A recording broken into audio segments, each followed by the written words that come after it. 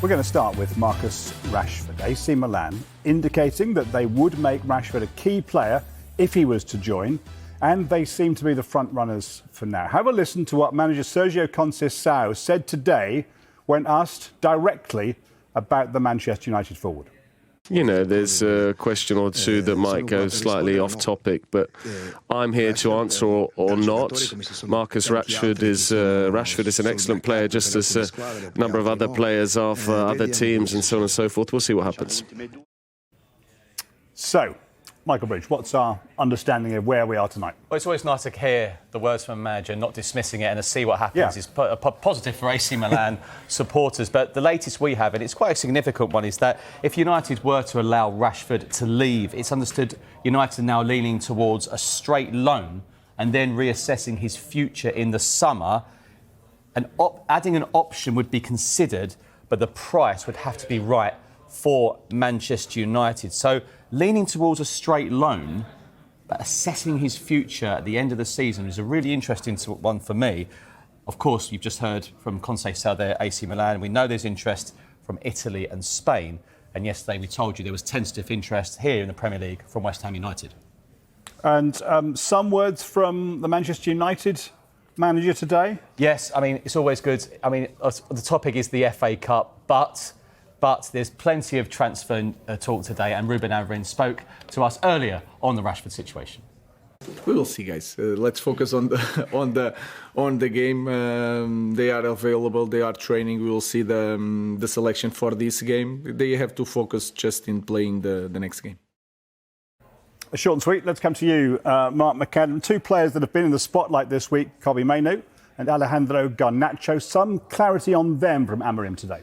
Yeah, well, that's the great thing when you've got a game so close that you know the manager is going to be facing the media. So those questions about transfers and players, he can actually clear a little bit up. And that's exactly what he's done under these circumstances, because we said on Wednesday that we believe, despite some media speculation, that Mainoo and Alejandro Garnacho were not for sale. They're not actively looking to sell those players. I know there were some reports suggesting that because of PSR, and particularly with Mainoo, he would represent 100% profit, which would be good to offset any issues that they may or may not have with regards to meeting the financial requirements. Mainoo is a slightly different situation as well, because he's actually got a contract until 2027 with Manchester United holding a year option. So therefore, he's not running down his contract. Manchester United hold all the cards, and he's very much a key player as far as they're concerned moving forward. And that's exactly what Deal-Ruben Amorim has been saying to the media today when he was specifically asked about Mainoo and Alejandro Garnacho. Here's what he said to us. Hi, Ruben. This is your first game in the FA Cup. It's a traditional competition in English football. What do you know about the FA Cup, and what have you seen and been told about it? I see what everybody sees. Really old competition with a lot of history. I remember some finals. I think when we won the treble against Newcastle, Sir Alex Ferguson saved some players. Was really important for the club. We won some sub cups. We want to continue. We know that at this stage we already have a really strong match, but we want to win, and also we want to continue to improve the team and the performance. You said a couple of weeks ago that you would like to bring in some players if it was possible. The way that profit and sustainability rules work in this country, you get more money if the club sells players that it has brought through themselves. You've got two players there, Marcus Rashford, that we talk a lot about, who was brought through by the club, Mainoo, who has been mentioned this week, also brought through by the club. With those two players, would you be prepared to sacrifice those players in order to make the changes you want at this club? The first thing I think is hard. I don't remember to say clearly that I want new players. What I said is that sometimes the profile for this system is different. And the players come here with a different idea how to play. So I don't remember to say that so clearly that I want new players. What I said is that we need to improve recruitment. When we are targeting players, we need to have sure that they will cope with the demands. Sometimes you have to bet a little bit. And what I said also is that we have to improve our academy to bring young kids that feels the club in the right way, and also with that rules we are able to do some business and to have money to invest in the team. Connecting that with the second part of the question, our idea is always to keep the best players and the players that we built for this club. But we know the position that the club is in the moment. We will see, but I'm very happy and I really like our players, especially the guys from the academy. Just on that then, Ruben, can you say that Kobbie Mainoo, you want him to stay? Is he a United player that you want to keep, therefore? Yeah, well, my players are always my favourites. So I really love my players. I want to keep my players, especially the talented ones. So, like I said, it's a special moment in this club. It's a hard moment, we'll see. But of course, I'm really happy with Kobbie. He's improving, and also with the Garna. As Simon mentioned, Marcus Rashford does come up in conversation a lot, but if he were to go on loan for the rest of this season, would he still have a future for you at Manchester United? We will see, guys. Let's focus on the game. They are available. They are training. We will see the selection for this game. They have to focus just in playing the next game. Yeah. Hi, Ruben. Team to Norway. On Sunday, you play against Arsenal, who obviously have a very talented Norwegian in the squad, Martin Ødegaard. What do you make about him as a player, and how much of a threat is he to Manchester United on Sunday? I think he's really special because his influence in all the game of Arsenal is impressive.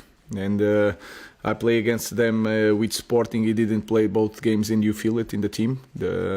When he's playing, Arsenal is a different team, but they can win and they can lose with or without Ødegaard. So I expect a strong team. If Ødegaard is in the team, they will be stronger for sure. Thank you. Hi Ruben, you talked after the Liverpool game about being disappointed that you didn't go on to win the game. How difficult is that from your side of things, because you rotate the squad quite a lot, to reach those demands that you expect from the players on a weekly basis? I think we rotate more in that part where we were trying to find out what kind of player do we have. Then a lot of players were returning from injuries. Now we are rotating less. I feel that sometimes I have to choose fresh legs because I look at some players in the same position and I feel that they are at the same level. So I try to put some fresh legs. Now we had time to train a little bit more. I expect our team to understand better the game. We try to work on set pieces because it's really important. We suffered a lot in the last game. So we'll see. I don't rotate because I want to rotate. I'm not different than the other coach. I'm trying to find out the best solutions to win every game, and sometimes I have doubts which player I'm going to put, and then I put the guy is more fresh to cope with the demands of the game. Hi Ruben. One of your predecessors here, Ole Gunnar Solskjaer, said that cup competitions, while they're great to win, they can often hide or not a true reflection of where a team is at. Is that something you agree with? Is your priority then, in a sense, improving the league position and also the Europa League? Because obviously that comes with it, a Champions League place, rather than the FA Cup. At this moment, I'm living day by day. What I'm thinking is that we had some 1 week without any game. We had day off. We could work the team a little bit, and then it doesn't make sense for me to rest players now to play both games really near. So I think we have to put the best team, and we have to win, and we have to to follow the last performance. So I'm not thinking in that way, because we are not in that moment. We are in the difficult moment. We are improving. We had some trainings. Let's put the best team to try to win, and then we'll focus on the next game. So my focus is more in our week. We had time to train, to rest, so I will choose the best team to win, because we want also to win the cup. And like you said, in the cup you never know. So let's win. Sometimes it's better to win this kind of game, and then you have less time to rest, but your mind is so different that you can cope with the physical aspect of the game. So my focus now it's different. It's day by day. We just want to win this game, and then we'll think about the next one. Just on that, Ruben, you said you'll play your best team. In that case, will you start Andre Anana? Because obviously you started outside by India in the last cup game. So is it going to be Anana this weekend and not outside? That is a special position. It's a very good question. He's going to play Altai. Altai's playing. Altai's playing. Thank you. Lots of the players after the game at Liverpool spoke about a change in mentality, that it helped them perform so well at Anfield. Have you noticed that carrying on this week? I know you've had a free week on the training pitch. Has it carried on what you saw at Anfield, that kind of switch in mentality that maybe some of the players were talking about? I felt that it was different because we could train, so you can push them, you can show what they need to do. It's so much easier with training, and then the environment is different because they felt the confidence in the performance. But we can say anything after a match or during a week. We have to show in the next game, so we are focused on that. But I felt that, and I felt during the week they were focused on improving, and they were open to learn, and that was a good feeling this week. That's Deal-Ruben Amorim speaking a little bit earlier today, and some information just in from Manchester United. Yeah, we're going to be talking about this player. I get the feeling for quite some time. He always seems to feature in transfer windows, and it feels like this is the window where potentially he'll move. Randall Kolo Muani, 26-year-old PSG striker. He's been linked with Manchester United, and he's very much still a player of interest with regards to Manchester United. However, our information is there's been no further contact since their initial inquiry. Now, we know that doesn't mean it's off the table. Could they decide to look at it in the summer if he was still to be available? PSG are open to the move and would like to sell Muani in this transfer window if possible. He's only made 2 Ligue 1 starts this season, 8 substitute appearances. He's not started a Champions League game. Game time has been hard to come by, and you get the feeling that his time in Paris is coming to an end. He has a contract until 2028 at PSG, so they hold the cards with regards to any potential sale or loan. But what I think is really interesting is the fact that since that initial inquiry, Manchester United haven't gone back to the negotiating table to say, hang on, let's have another conversation here, which may lead you to think that someone else in the Premier League, Michael, could be interested. Yeah, Tottenham, my understanding is, are still interested in the forwards. He could play across the whole front three. Spurs looking for reinforcements there. And he made a fantastic debut against Liverpool. They've got the goalie they want.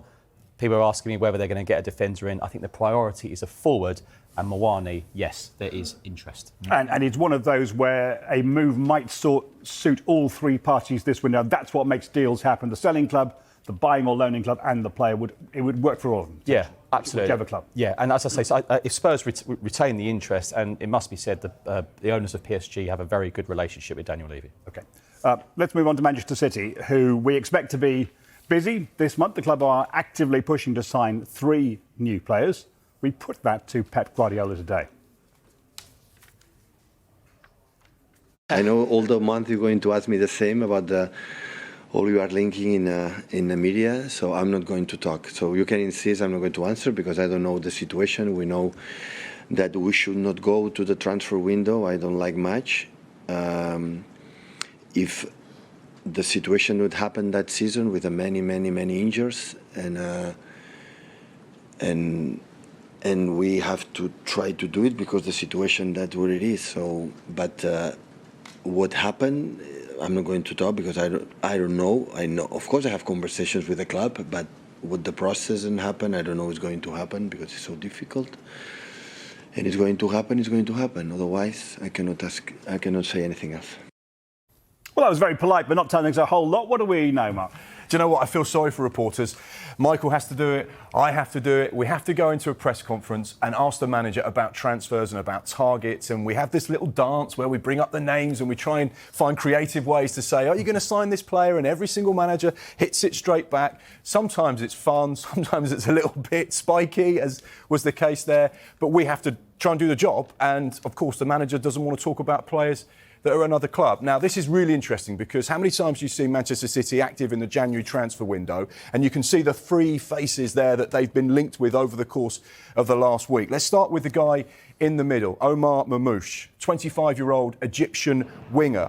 No deal agreed as of yet, but we're expecting Manchester City to approach Eintracht Frankfurt with regards to a deal. Our information is that Omar Mamouche wants to join Pep Guardiola at Manchester City. He's keen on the Premier League, he's keen to join the Premier League champions and wants to work under Pep Guardiola. The problem is the fee. Now, some people are saying to us that Eintracht Frankfurt wants £67 million, which is a huge deal to make happen. And let's be honest, France, Italy, Spain, has anyone in those countries got that type of money to spend? So it almost feels like Manchester City are essentially bidding against themselves or another Premier League side if they decide to show their hand with regards to Mamouche. Now, two other players you can see in the screen there. Abu Kadir Kusanov on my right-hand side, closest to you, Nick. Lens defender, 20 years old. Sky in Germany is saying that Manchester City have bid £42 million for him. That's the latest at the moment. No further developments. Talks continue.